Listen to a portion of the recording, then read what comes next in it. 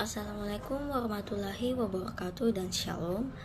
Perkenalkan, nama saya Clara Widya Pratiwi M, dengan NIM D1B1222075 dari kelas B angkatan 22. Di sini saya akan menjelaskan tentang inseminasi buatan pada hewan babi. Jadi di sini saya akan menjelaskan tentang latar belakang, manfaat, alat bahan, metode pembuatan, hasil, kesimpulan, saran, dan serta keuntungan dan kerugian dari inseminasi buatan ini sendiri pada hewan babi. Inseminasi buatan adalah sebuah proses memasukkan semen ternak jantan yang telah diencerkan ke dalam saluran alat reproduksi betina menggunakan bantuan manusia dan alat khusus yang disebut insemination gun. Istilah lainnya yaitu kawin suntik. Adapun manfaat dari inseminasi buatan yaitu memperbaiki mutu genetik ternak babi, tidak mengharuskan penjantan unggul dibawa ketepatan yang dibutuhkan sehingga mengurangi biaya transportasi, meningkatkan angka kelahiran dengan cepat dan teratur, mencegah penularan atau penyebaran penyakit menular, mencegah terjadinya kecelakaan saat kawin apabila penjantan agresif atau membahayakan. Juga tidak diharuskan juga mengoptimalkan penggunaan bibit penjantan unggul secara lebih luas dalam jangka waktu yang luas. Adapun alat dan bahan yang digunakan yaitu ada kateter inseminasi atau gun inseminasi, botol plastik atau tabung inseminasi, dan kontainer untuk semen pada babi. Baik, adapun metode kerjanya yaitu yang pertama penampungan dan pengenceran semen. Penampungan semen itu terdiri dari dua metode, yaitu yang pertama itu vagina buatan tanpa alat bantu atau metode tangan. Yang kedua, pengelolaan semen. Yang pertama itu ada penyaringan, lalu pengenceran dilakukan dengan Na2 atau kuning telur ataupun air kelapa. Terus yang ketiga ada penyimpanan. Lalu yang kedua itu ada penentuan saat babi betina berahi, yaitu di mana ada masa berahi betina 50 sampai 60 jam. Waktu fertilisasi yang tepat itu ada 24 sampai 36 jam. Tanda-tanda babi betina berahi yaitu yang pertama, vulva membengkak, warna merah dan terasa hangat saat disentuh, menunggangi babi lain, keluarnya cairan lendir berwarna bening dan vulva babi betina.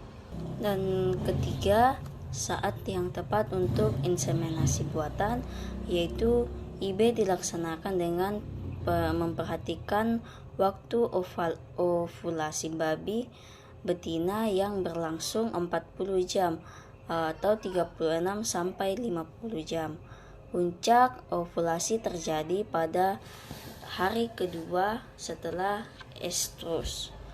Yang keempat, teknik inseminasi buatan yaitu persiapan sebelum memasukkan gun IB, membersihkan vulva babi betina dengan kain basah yang bersih, merangsang babi betina dengan menekan-nekan punggungnya, bagian perut, vulva, dan puting susunya.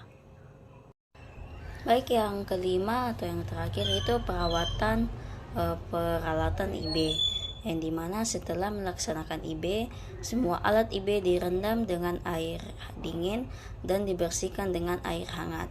Hindari penggunaan deterjen untuk membersihkan alat-alat IB.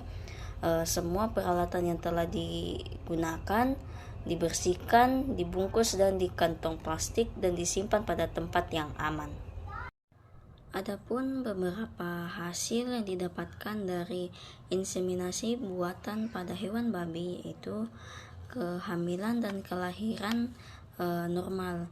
Jika semua faktor yang terlibat dalam proses inseminasi berjalan dengan baik, maka kemungkinan besar babi betina akan hamil dan melahirkan anak babi secara normal.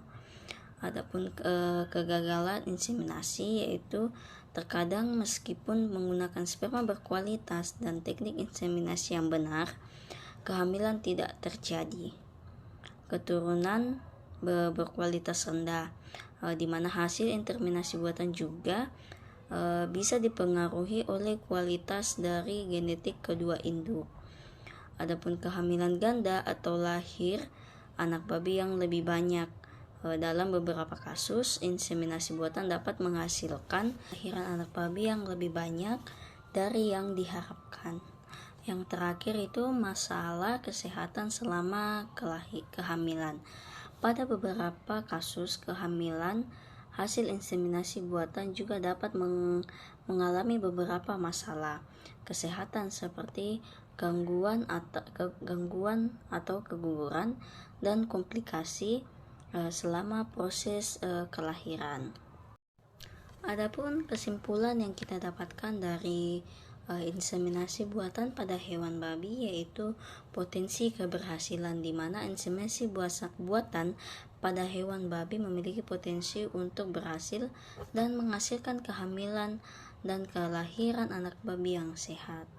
Adapun faktor keberhasilannya itu pun sangat dipengaruhi oleh beberapa faktor, yaitu seperti kualitas sperma, teknik inseminasi yang benar, dan kondisi kesehatan serta nutrisi pada babi betina.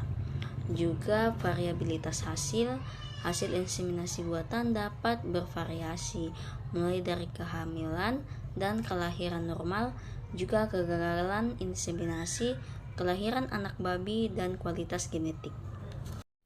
Saran jika kita menggunakan inseminasi buatan terutama pada hewan babi, yaitu pemilihan sperma berkualitas tinggi. Pastikan menggunakan sperma berkualitas tinggi dengan motilitas yang baik dan morfologi yang normal. Waktu inseminasi yang tepat, tentukan untuk inseminasi yang tepat berdasarkan siklus estrus babi betina. Kondisi fisik optimal, pastikan kondisi fisik babi betina dalam kondisi optimal sebelum melakukan inseminasi. Teknik inseminasi yang benar. Ada juga pemantauan pasca inseminasi, perlu tanda-tanda kehamilan setelah inseminasi.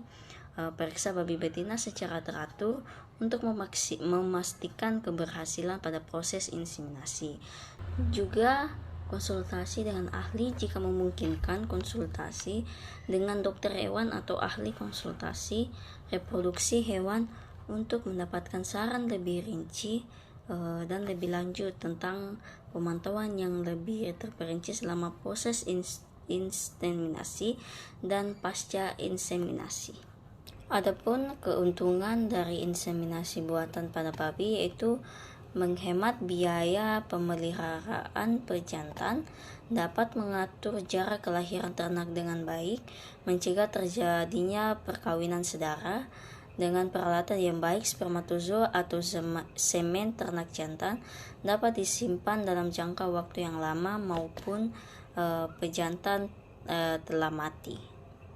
Adapun kelemahan dari inseminasi buatan pada babi yaitu setiap babi betina harus diinseminasi dengan 50 sampai 100 ml semen encer, dan satu ejakulat hanya dapat dipakai untuk menginseminasi 10 sampai 20 ekor betina saja.